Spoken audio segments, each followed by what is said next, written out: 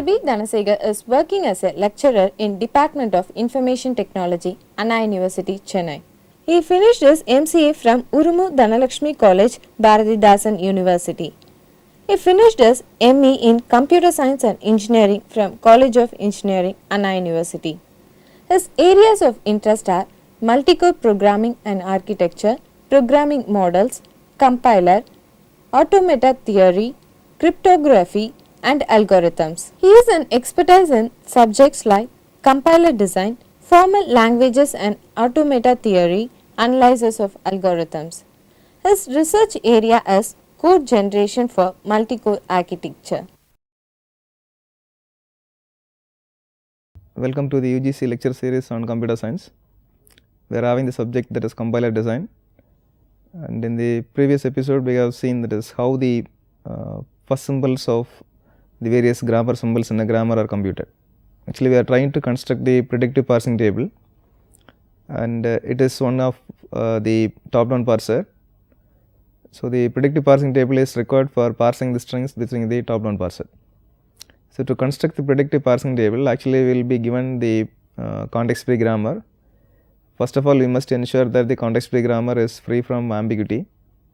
So, if we have ambiguity and if we proceed with that, certainly we will be end up with a parsing table which may not be useful for us.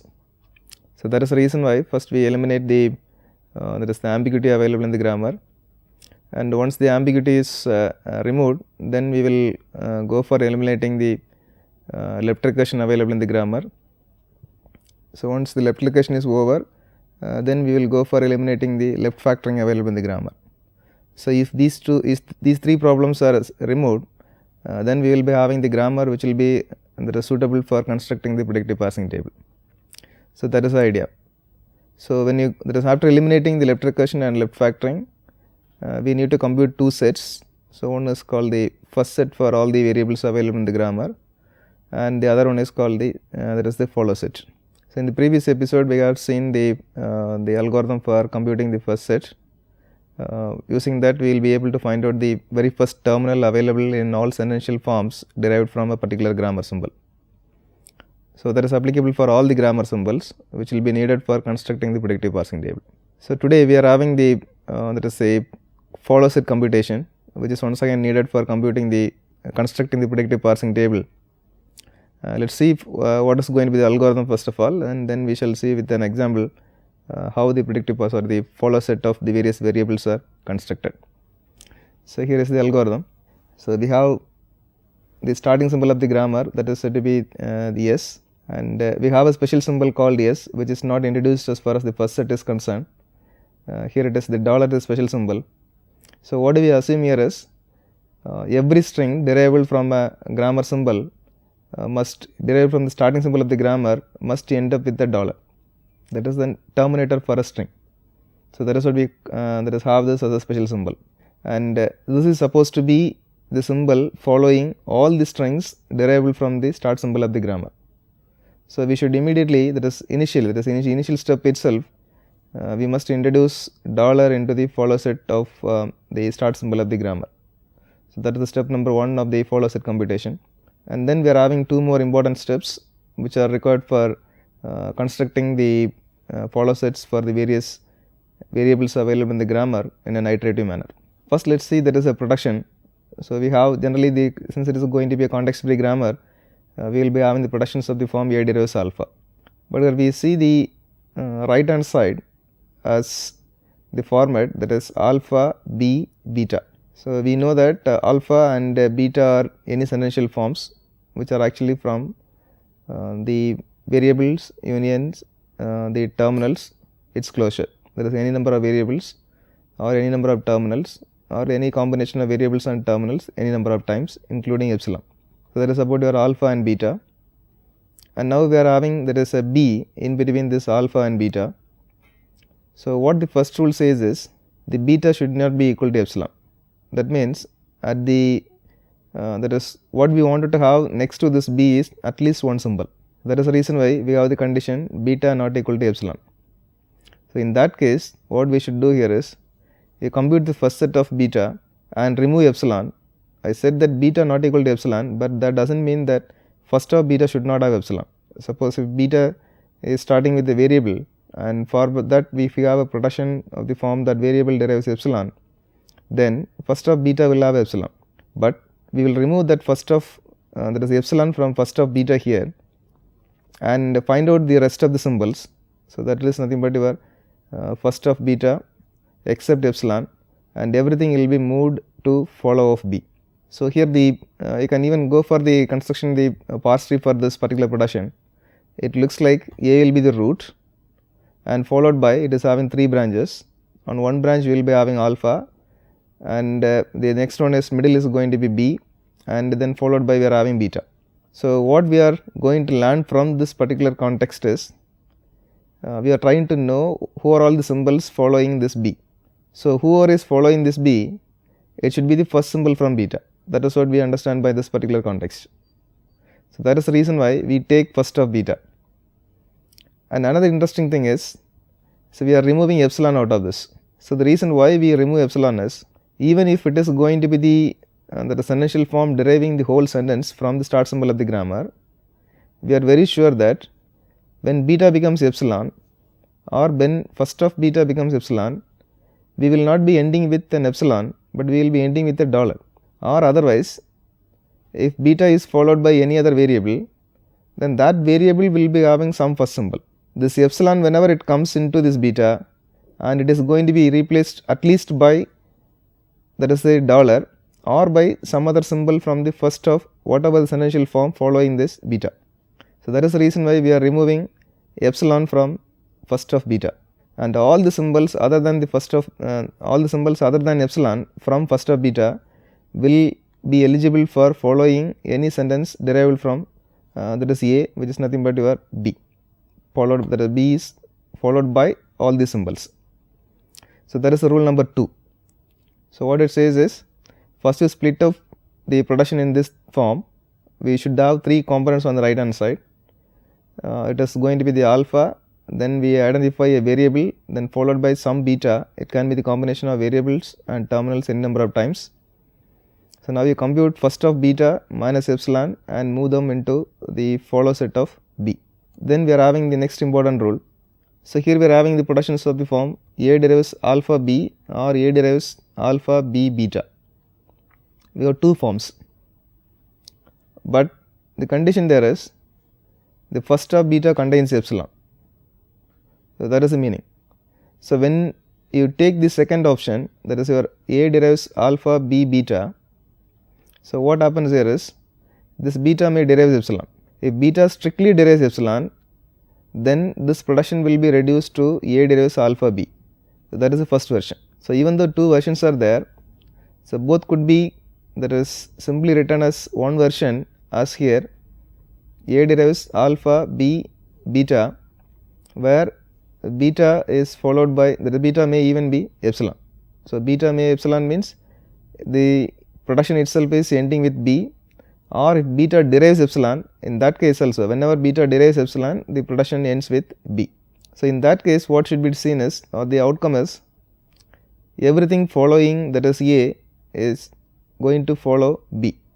So, if you look at the there is a parse tree for this particular the production, so then what will happen is, so we will be having a parse tree like here we are having A, and then we will be having, that is alpha, and then we will be having here it is something like your beta, and here we have that is b.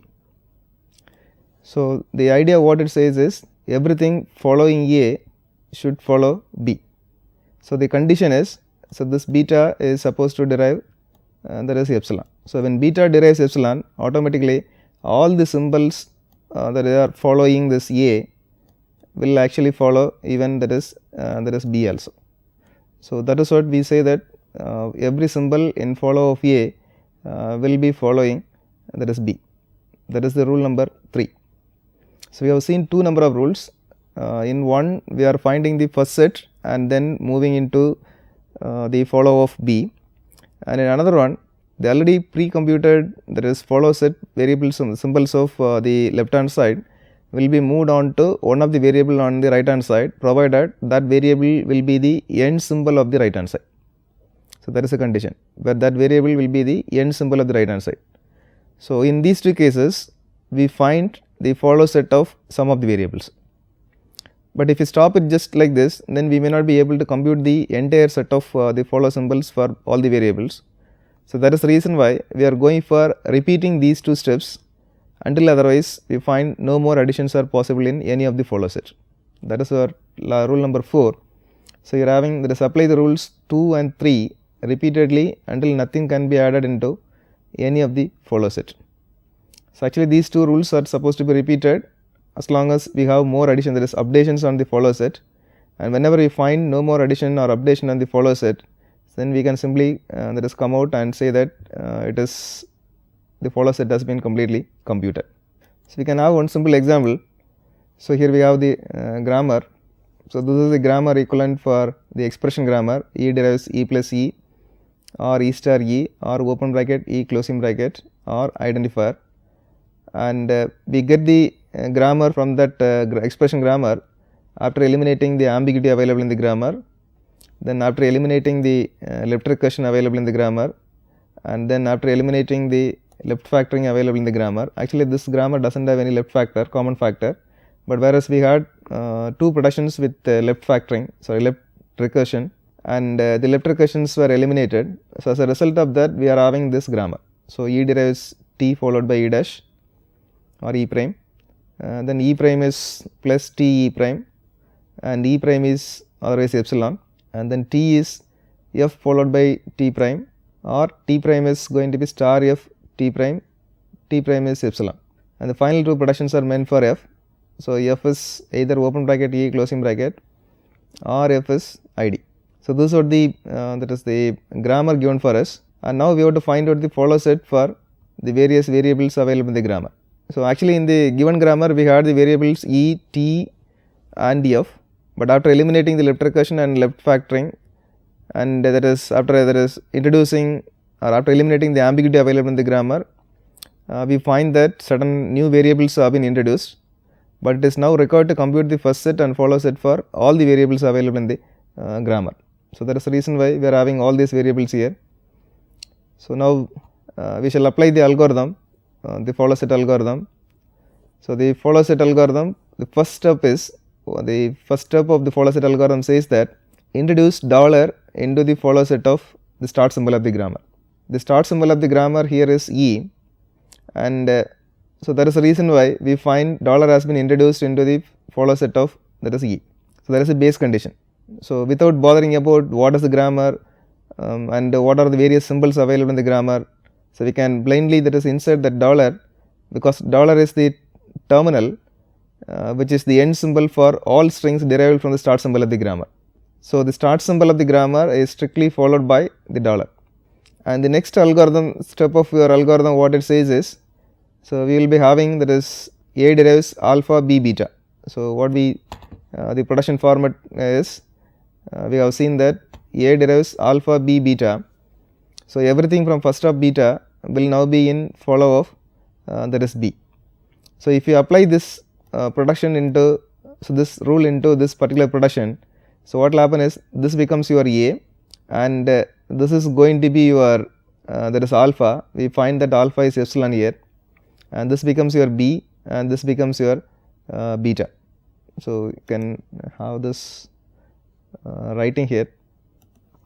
So, it is going to be your the production is of the rule is of the form A derives, then it is going to be alpha and then B, and then it is going to be beta. So, this is the rule, and the output is first of beta minus epsilon is going to be in follow of B. So, what it means is you compute the first of E dash, and that will go for follow of that is E. So, first of E dash, we know that first of E dash is going to be either plus or epsilon, but what the rule says is first of beta, but minus epsilon will be introduced into follow set of T. So, that is the reason why we find plus will be in follow set of T. So, we are having now follow set of T has plus here. So, that has been already computed now, and once again the same logic is now applicable for this algorithm, that is plus T E dash. So, the same story, we find that your E dash is first is plus and epsilon, and once again plus will be moved on to follow set of t. So, that does not change, that is any option there. Now, we are having that is E dash derives epsilon, but whereas E dash derives epsilon, no rule is applicable as far as the follow set computation is concerned here. And when you go for the next one, we find that you are having t is f t dash, the same rule. This is going to be your that is beta, and this is your b. So, what happens here is first of t dash minus epsilon. So, first of t dash is going to be star and epsilon, but star is already the star we are supposed to include, but epsilon should not be included as per the algorithm. So, what do you find here is star will be moved on to the follow set of f. So, you will be having star here. So, this is the next one which we have that is seen. So, this is now available, and the same thing is going to be applicable that is allowed even in your that is your t dash also. So, t dash first of t dash minus epsilon is going to be in follow of t, and when you are going for t dash derives epsilon, we do not find out any that is modification. It does not have any influence in computation of follow set, and whereas the production f derives open bracket e closing bracket is concerned, we are computing the first set of the closing bracket. The first set of closing bracket is closing bracket itself, because it is going to be a terminal, and since it is going to be a terminal, we will go for moving the terminal into the follow set of e. So, because of that, we are having the closing bracket in follow set of e. So, this is what now we are having. So, now we find that the rule number 2 has been applied on all the productions, all applicable productions. As a result of that, we are getting the following the risk computations. Let us go for a break, and after that we shall see that how we are applying the rule number 3.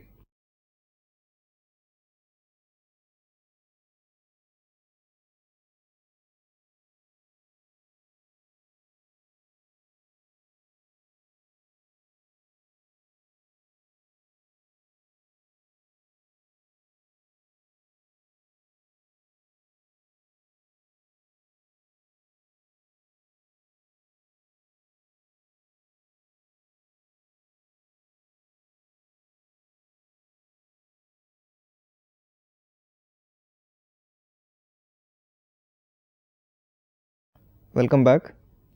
So, we have seen that is how the follow set is going to be computed for the given context free grammar after elimination of left recursion, left factoring, and even before that we would have completed the elimination of ambiguity also. So, there are 3 number of rules, and rule number 2 and 3 are supposed to be repeated until we find that no more changes can be made on any of the follow set. As far as the context free grammar which are given here is concerned, we have applied the rule number 2, and now let us see that is how we are applying the rule number 3. Let us take once again the same grammar. Here we are having that is where e derives t e dash etc. Let us take the rule number 3 here. So, the rule number 3 what it says is, so a that is derives, so we will be having that is alpha that is b and that is beta, and the condition is going to be beta should derive that is epsilon. So, that is what the condition. Here it is applicable for this rule. Actually, we can that is say that e dash is now eligible for beta because of first of e dash has epsilon. First of e dash has both plus and epsilon. So, we can take that this is beta. So, in that case everything from e will be moved on to t. So, follow of e dollar and epsilon, so closing bracket, and they will be moved on to t. Already we had plus with this. Now, as an introduction of by introducing dollar and closing bracket here, we are having dollar closing bracket and plus as far as follow set of t is concerned. And next the same rule is going to be used for the production number 2. The production number 2 what it says is e prime derives plus t followed by e prime, and now once again your e prime becomes the that is your beta which has epsilon in its follow set, sorry first set, and now what should be done is everything from e dash will come to t. So, e dash had that is dollar and closing bracket, and they will be moved on to follow of t. So, which does not make any difference as far as follow of t is concerned. So, now moving on to the third production which does not have any influence in the computation of follow set, and we have t derives f t dash. So, what will happen here is find out whether first of t dash is epsilon or not. We have epsilon in first of t dash because t dash derives epsilon as a production. So, then what will happen is as a result of the rule number 3, everything from t will be moved on to f, that is every follow symbol from t will be moved on to f. So, already we have that is dollar closing bracket and plus with t, and because of that we will find that is the dollar in follow of f and closing bracket in follow of f and plus in follow of f, and already we had a star also. So, now we have the follow set of f. So, next what should be done is we can go for the application of the rule for t dash derives this one. So, the same thing happens, follow set of t dash will come for the follow set of f. So, now we have that is your t dash derives epsilon. So, we have seen that is the t dash does not have any influence on that is the computation of the follow set. And now once again when you are looking at f derives open bracket e closing bracket, we have our b as this e here, and this is becoming your beta, but what the condition says here is this beta must derive epsilon, but we know that this closing bracket does not derive epsilon. Closing bracket's first set is going to be only closing bracket, since it is not capable of deriving epsilon.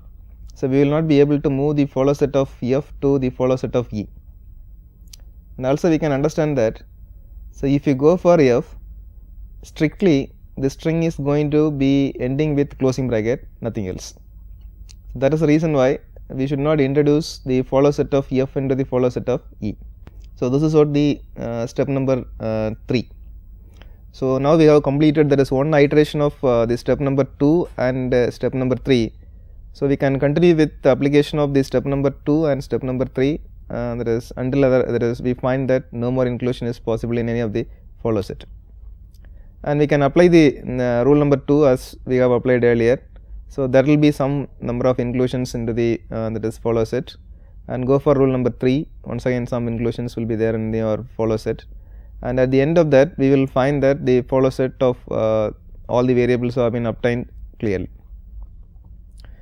So, we should know that what is the that is symbol which can have which can be available in the follow set of a variable. There is any terminal which can follow the string derived from that particular variable. So, for example, if I am having the variable called a, so if small a is going to be in the follow set of a, then this capital A derives some string, but which is going to be followed by this small a. So, we can that is construct all these follow sets of the various variables just by constructing the parse tree for the various productions. Otherwise, we can apply this simple algorithm, so that we will be able to find out the follow set of all the variables available in the grammar. So, now we have completed the first set computation and the follow set computation. So, once the first set computation and follow set computation are over, and we can move on to the construction of the predictive parsing table. So, the parsing table is going to be the most important that is component of any parser, because the construction of the parsing table is going to be an one time event, and the parsing is going to be done for every that is string which you are going to parse. So, now look at the structure of the parsing table here. This is going to be a two-dimensional array where the contents are going to be that is row wise and column wise we have, and so this m denotes the name of the parsing table, that is the name of the table, and we find that the columns are indexed by the lowercase letters. We can have a, b, c, d, e, and finally even that is dollar also. So, the which means that since it is labeled with lowercase letters, we can understand that they are the terminals, and whereas the rows are indexed by the variables a, b, c, d, e, etc., which means all the variables available in the given context free grammar, that is after elimination of left recursion and left factoring. So, the rows are indexed by variables, and the columns are indexed by terminals, and what do we have in various cells. So, you can see that there is a cell being marked with red, and which has a label called parsing action or error. So, what do we have in the parsing table is the different parsing actions for the different combinations of variables and terminals. So, we will be having the variable on the left hand side, and there will be a right hand side which will be having some first set that is available on the right hand side. Now, on seeing the particular intersection of the parsing table, we will be able to decide, so what kind of action we are supposed to take. So, we know that the parser can go for a shift operation or a reduce operation, or that is, it can go for an accept operation, which means that the string has been accepted successfully or the parse tree has been constructed successfully. So, if none of these three happens, then which means that there is an error available in your parsing process. So, either we will be having a shift action or reduce action or accept, or otherwise we will be having a error action. So, that is what being mentioned here. So, every cell will be having either a parsing action or we can have an error. So, now the question is, how do we construct this parsing table? So, we have a very simple algorithm here, which is going to be the first one. We will be having each production, the productions are of the form A derives alpha, and there are two steps. The step number 2 says how do we make use of the first set, and the step number 3 says how do we make use of the follow set. So, what do we say here is, if A derives alpha is a production, then we will be having the first set of this alpha, that is for the right hand side, and for every terminal available in the first set of this right hand side. So, we will be adding this production A derives alpha into the intersection of the table M of A comma A. So, this A is the left hand side of the production, and the small a is going to be the first symbol available for the right hand side, and that intersection is now going to be labeled with A derives alpha. So, that is rule number 2. And when you go for rule number 3, so first you should know when do we apply the rule number 3. That is, if epsilon is in first set of alpha, then we find that do not have any kind of terminal other than epsilon as far as first set of alpha is concerned. So, strictly we cannot go for applying the rule number 2, because the rule number 2 is meant only for terminals other than epsilon. So, now to fill the parsing table entries, so we should go for finding the follow set of the left hand side of the production.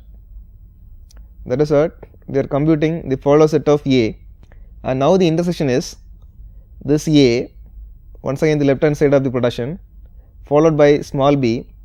The small b is, that is for each terminal B in follow set of A, that is for every terminal which is going to be there in the follow set of A, we will be introducing the rule A derives alpha. So, there are two cases. The first one is we compute the that is first symbol of the right hand side.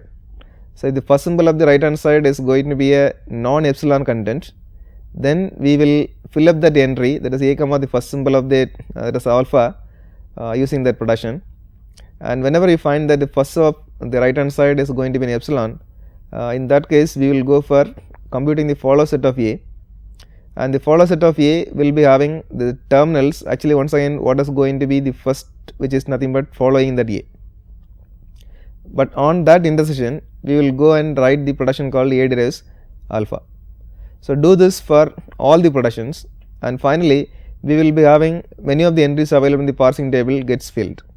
But there will be still some entries which are not yet filled, and all those entries are denoting, that is erroneous actions, and all these entries which are filled will be either denoting an epsilon, that is a shift action, or going to be a reduce action.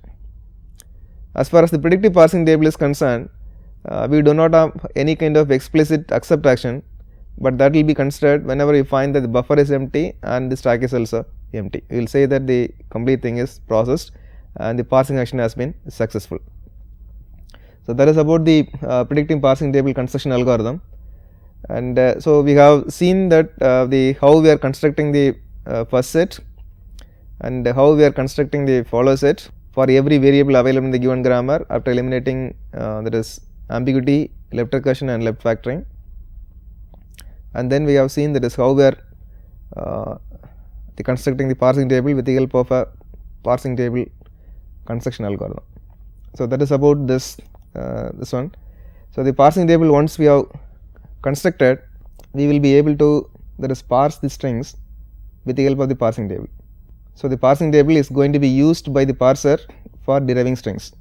So, actually the outcome of the parsing table, that is the parsing table will be actually used for constructing the parse tree for any sentence.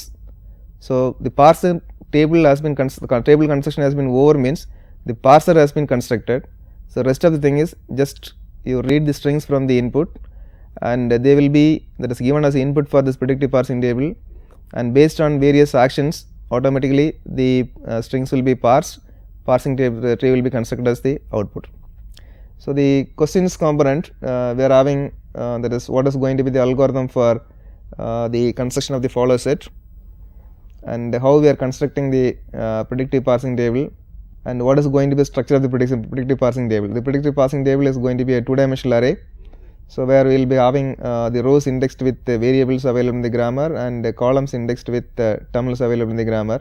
And what does it mean? That is, we are having empty cells in your predictive parsing table. What do they refer? So, the empty cells available in the predictive parsing table are referring the that is erroneous actions. So, when you are constructing an that is a parser which is going to be an that is error handling parser, so those entries will be filled with some appropriate that is entries which will be dealing with those that is errors. So, these are going to be the possible that is questions from this component, and with this I complete this episode. Thank you all.